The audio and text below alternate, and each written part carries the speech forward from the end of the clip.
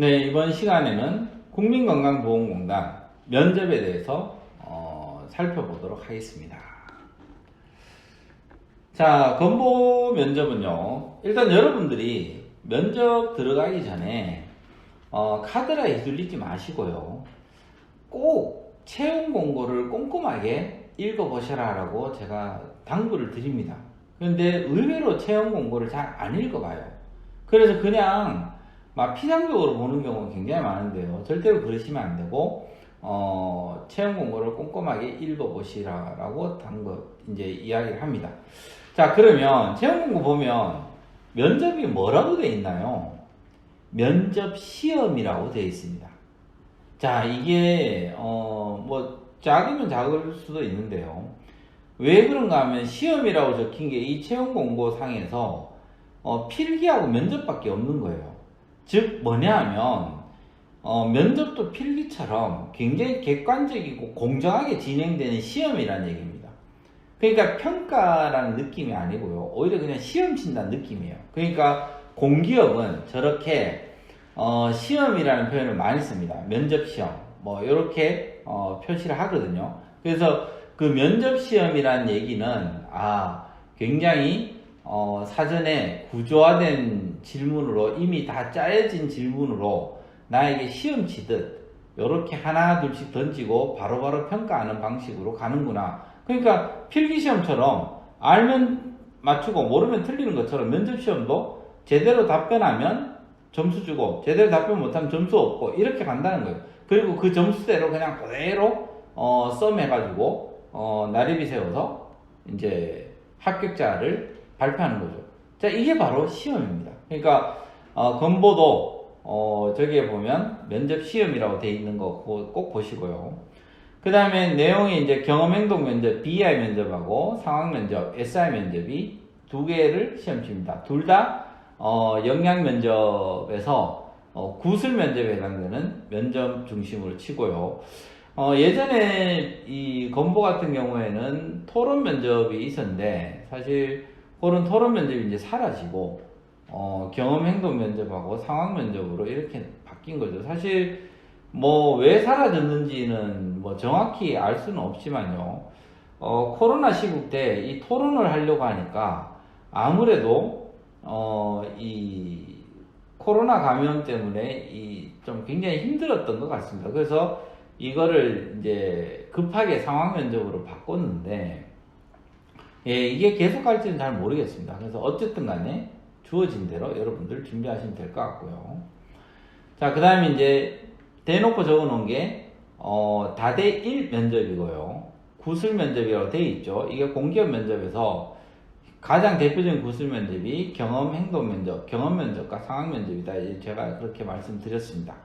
그 다음에 공단 인재상과의 적합도. 그럼 여러분이 공단 인재상을 굉장히 좀 치밀하게 파악하고 거기에 맞춰서 키워드들을 적절히 배치를 하셔야지만 된다는 얘기입니다. 그런 것들 다 평가한다라고 되어 있으니까요.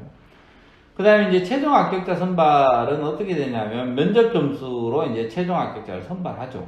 그래서 그걸 반영해가지고 고득점사 순으로 이제 선발한다는 얘기입니다. 그러면 최종 합격 뭐 동점자인데는 이런 경우 이제 뭐 한다 돼 있고요. 어쨌든 간에 면접이 최종 합격자 선발에 가장 중요한 포인트다 이렇게 이제 보시면 될 것 같습니다. 자, 그럼 공단 인재상 한번 봅시다.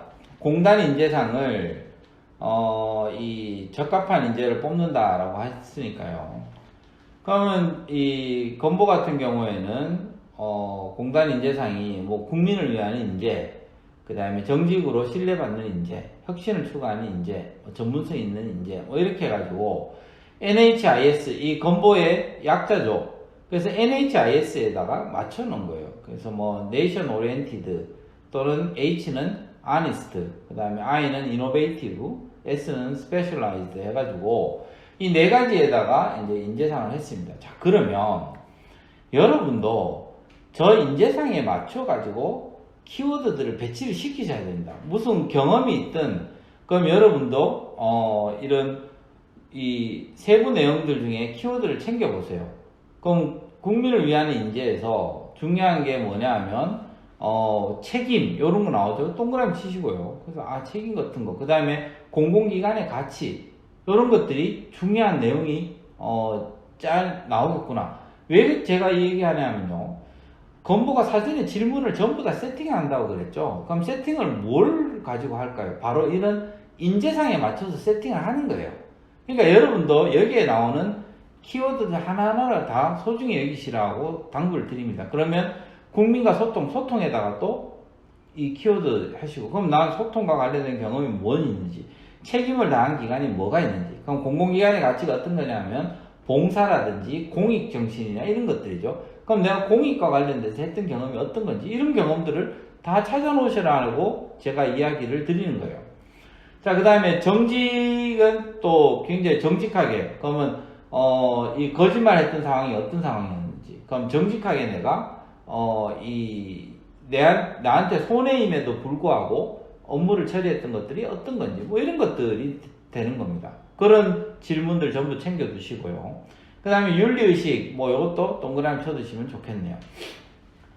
자, 그 다음에 혁신을 추구하는 이제 혁신 동그라미 치시고, 그러면 여러분들이 여기 이제 열정을 쏟는 도전가죠. 그럼 열정 동그라미 치고, 도전가니까 도전 동그라미 치고, 그 다음에 열린 마음과 유연한 사고, 이런 것들이 전부 다 이 나오는 경험과 관련돼서 물어볼 수 있는 질문이 되는 거죠. 그러면 여러분이 열린 마음으로 행동했던 그런 경험이 있으면 그런 것도 찾아야 된다는 얘기입니다.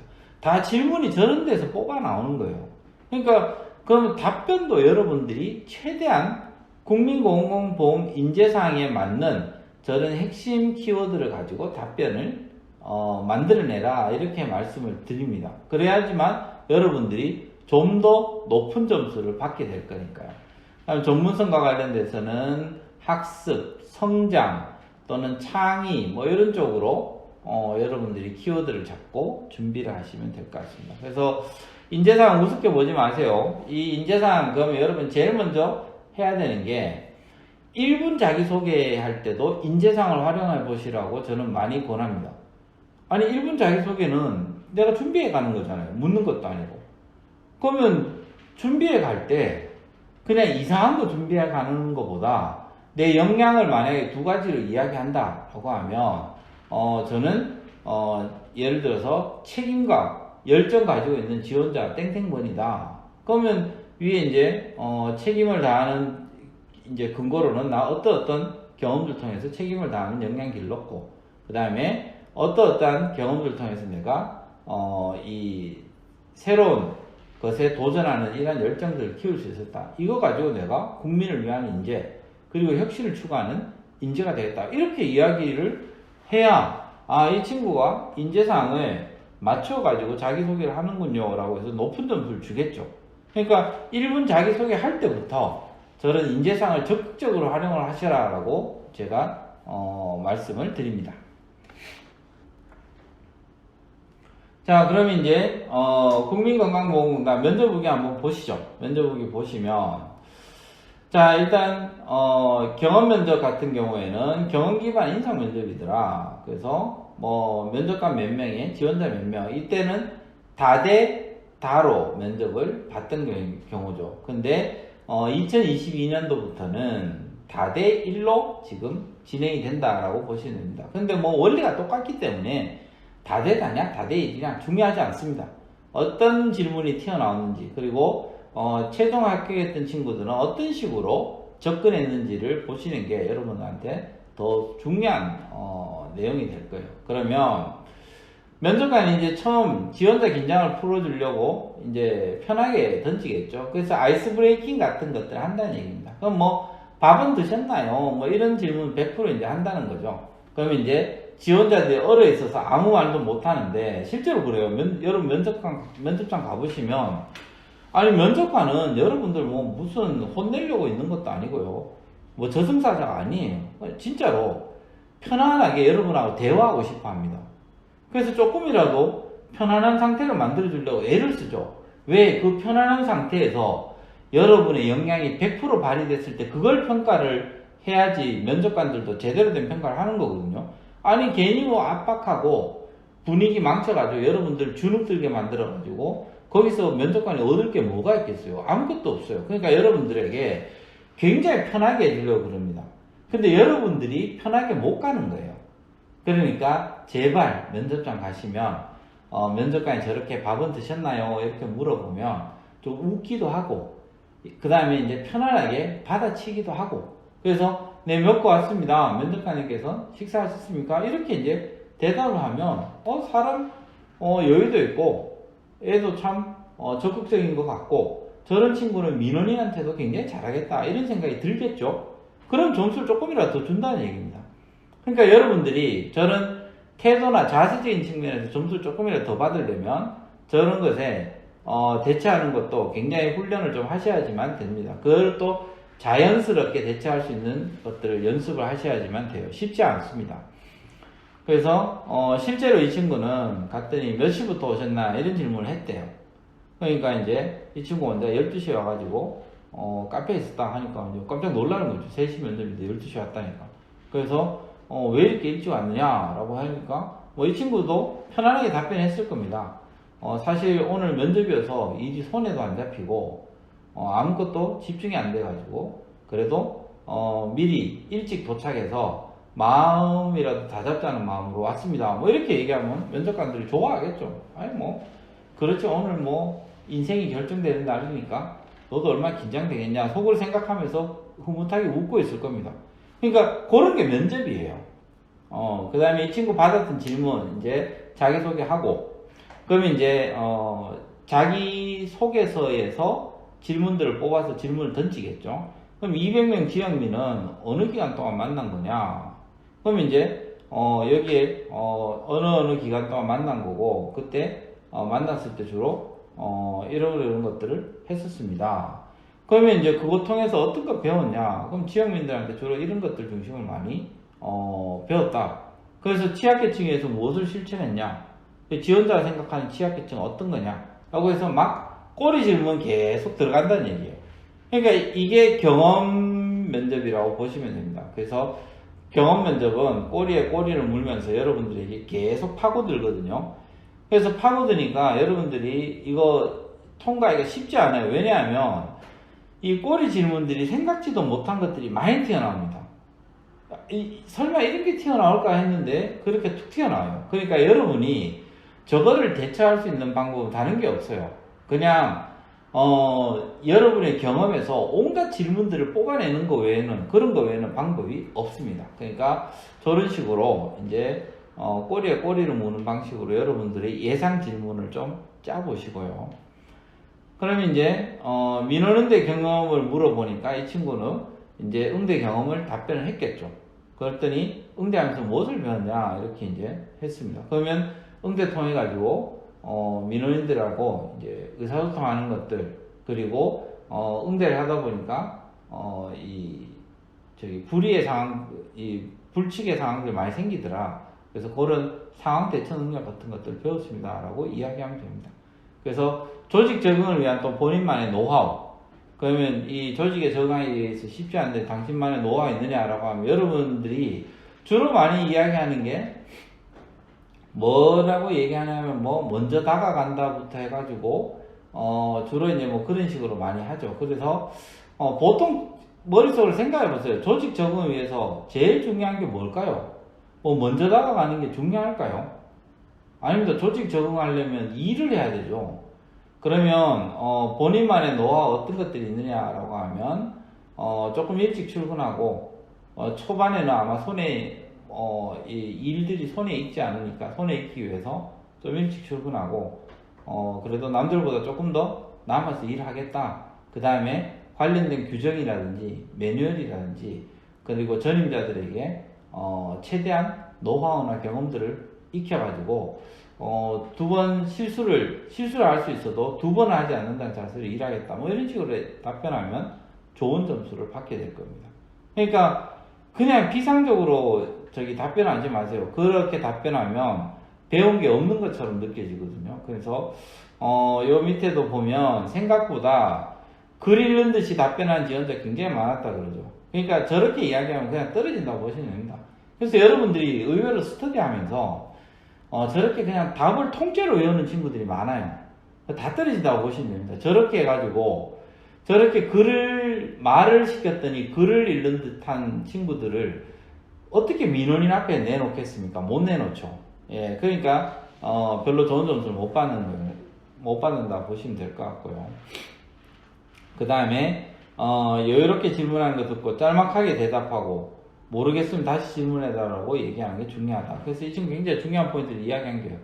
짧고 핵심적인 내용으로 이야기해야 됩니다. 장황하면 떨어져요. 장황하면 그냥 떨어진다 생각하시면 되고요. 그리고 뭘 잘 모를 때는 잘 모르겠다 다시 한번 질문해 달라고 이야기를 해야 됩니다.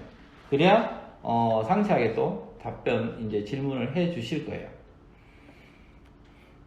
자, 다른 합격자들이 이제 내놓은 걸 한번 봅시다. 보면 자, 질문하는 스타일은 하나를 크게 던져놓고 꼬리를 무는 식으로 진행했다. 다 똑같죠? 예, 공기업들 다 이런 식으로 합니다. 자, 그러면 이 면접 시간 같은 경우에는 여러분에게 1인당 한 10에서 15분 정도 이 정도 할애된다라고 보시면 될 것 같습니다. 자, 그 다음이 일단 자기소개 먼저 시키고요.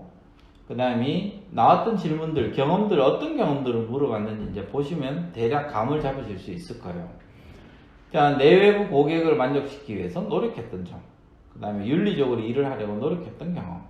예. 조직에 적응하기 위한 나만의 방법. 조직에 소원했던 점. 조직에 적응하기 위한 나만의 방법. 아까도 나왔죠? 다른 친구 합격자한테 나왔어요. 그러면 저런 거는 정말 많이 묻겠구나라고 생각하시면 될 것 같습니다. 그래서 조직에 적응하기 위한 나만의 방법, 조직에 소원했던 점, 본인 사회생활하면서 받았던 부정적 평가, 그리고 살면서 힘들었던 일, 살면서 힘들었던 일도 정말 자주 나오는 질문 중에 하나입니다. 그 다음이 국민연금 인터넷 쓰니까 이 상사에게 소원했던 일은 무엇이었냐, 그 다음에 갈등 풀어나가는 노하우, 스트레스 푸는 방법도 의외로 많이 물어봐요. 그래서 아마 민원인들한테 스트레스를 많이 받다 보니까 저런 스트레스 푸는 방법들에 대해서 많이 물어보는 것 같습니다. 그 다음에 언성 높여서 누가 싸워본 적이 있나, 도전에서 성취한 경험, 알바 해봤냐, 해봤으면 몇 개 했고 느낀 점 뭐냐, 조직이 본인이 기여하는 점, 이렇게 해가지고 쭉 했습니다. 그래서 이 친구도 이런 다양한 질문들을 받고 답변을 했는데 나오면서 느낀 건 뭐냐라고 하면, 아니 이런 짧은 시간으로 사람 어떻게 판단하는지에 대한 걱정도 많았다. 그러니까 질문이 다 짜져 있는 거예요. 그러니까 기계적으로 질문이 툭툭 나오는데 저런 거 답변 가지고 답변 다들 비슷비슷하게 하는데 저걸로 사람 어떻게 가리지? 라고 하는데 다 가려집니다. 사실 너무 걱정 안 하셔도 됩니다. 예, 그것을 보완하기 위해 외부 면접관들은 지속적인 꼬리 질문 통해서 이제 가리고 있더라. 그래서 사실 꼬리 질문 던지고 답변하는 거 보면 이 친구가 어느 정도 레벨로 이 경험들에 대해서 고민하고 왔는지를 알 수 있는 거예요. 결국은 경험을 많이 했다가 중요한 게 아니라 그 경험들 통해서 내가 어떤 걸 배울 수 있었는지, 그게 얼마나 깊이 있게 고민했는지, 이게 더 핵심일 거 아닙니까? 그걸 통해서 이제 사실 여부를 가리고 있었고요. 그래서 여러분들이 예상 질문들 이런 것들을 꼼꼼히 뽑아가지고 챙겨보시는 거, 이게 정말 중요한 포인트다라고 말씀을 드립니다. 그래서 지입질 질문 다들 비슷해요. 이런 질문들이 많이 나왔습니다. 그러면 기출 질문, 자기 개발을 위해 노력하고 있는 거 말해봐라 라고 하면 이제 꼬리 질문으로, 그럼 공부하는 것 중에 기억에 남는 게 뭐냐? 그러니까 여러분이 정작 준비를 좀 많이 하셔야 되는 게 꼬리 질문들을 많이 챙겨 놓으셔야지만 됩니다. 그러면 일단 기출 질문들은 아마 인터넷 카페나 이런 거 통해서 많이 얻으실 수 있을 거예요. 그래서 그거 얻는 게 중요한 게 아니라 꼬리 질문이 뭐가 나올 수 있을지를 생각해 두는 거죠. 그러면 본인의 강점은 뭐냐? 그러면 이제 플래너를 통해 계획을 세운다, 이런 답변에 그럼 오늘 하루 우선순위 말해봐라, 이렇게 이제 나온다는 겁니다. 그러면 또 추가적으로 나왔던 질문들이 기본과 원칙을 지켰던 경험, 이런 거 이제 해보고요. 그러면 꼬리 질문 어떤 게 있을까요? 한번 예상해 봅시다. 꼬리 질문. 자, 그러면 저 같으면 이렇게 하겠죠. 그러면 이 조직 생활 하다 보면 융통성도 필요한데, 그럼 원칙을 지키는 거하고 융통성을 발휘하는 거, 이 경계 어떻게 정하느냐, 이거 물어보겠죠. 여러분 답변할 수 있습니까? 답변 잘 안 되죠? 예. 근데 지금 이런 식으로 꼬리 질문들이 들어갔을 때 여러분들이 저런 답변을 이제 편안하게 해내느냐, 그러면 여러분들이 경험 정리가 잘 돼 있는 거고, 저게 안 돼 있다라고 하면, 아직 경험 정리를 좀 덜 하셨군요, 이런 느낌이 드는 거죠. 자, 그 다음에 고객의 억지 때문에 난처하거나 억울했던 경험들. 그래서 꼬리 질문들이, 그럼 이제 나 이런 것 때문에 정말 난처하고 억울했다, 이렇게 나오죠. 그럼 꼬리 질문이, 그럼 재발 방지를 위해서 당신 뭐 어떤 것들을 했냐, 이렇게 나오겠죠. 그럼 재발 방지를 위해서 뭘 했냐, 그럼 생각나는 게 없는 거예요. 그러면 뭐 난처하거나 억울하지 않았을 거 아니에요. 아니, 사람이 난처하거나 억울했으면 재발 방지를 하기 위해 내가 뭐라도 수를 썼을 거 아니에요. 그러니까 그런 식으로 꼬리 질문을 다 짠다는 얘기입니다. 그 다음 조직이나 내 실수로 고객에게 피해를 준 경험, 또는 조직에 적응하기 어려웠던 경험, 동료가 어려움을 겪을 때 중간에 개입해서 도움을 준 경험, 뭐 이렇게 해가지고 여러분들이 이 질문은 정말 널렸습니다. 그러니까 질문 널렸으니까, 그러면 어떤 질문들이 주로 나올 수 있을까? 이거 이제 찾는 게 중요하겠죠. 그러면 여러분이 건보 자기소개서 있잖아요. 자소서 항목들. 자소서 항목들 보면 건보 정규직 항목도 있을 거고 인턴 항목이 있을 거예요. 거기에 보면 온갖 경험들에 대해서 적으라는 게 나옵니다. 그 경험들부터 먼저 정리를 해 두셔라, 이렇게 말씀을 드립니다. 왜냐하면 결국 그렇게 자소서 적으라고 했던 것이 말로, 이제 면접장에서 말로 튀어나올 수 있는 거거든요. 그래서 그런 방식으로 먼저 준비를 해 두시면 여러분들한테 이 질문, 경험들 어떤 걸 정리를 하는 게 중요하겠다라고 아마 좀 쉽게 와닿을 것 같습니다. 그러면 한 2년에서 3년치 정도의 건보 자소서, 그리고 건보 인턴 자소서에 나왔던 수없이 많은 항목들, 그 항목들 중에서 경험과 관련된 항목들부터 먼저 정리해 두셔라, 이렇게 이제 말씀을 드립니다.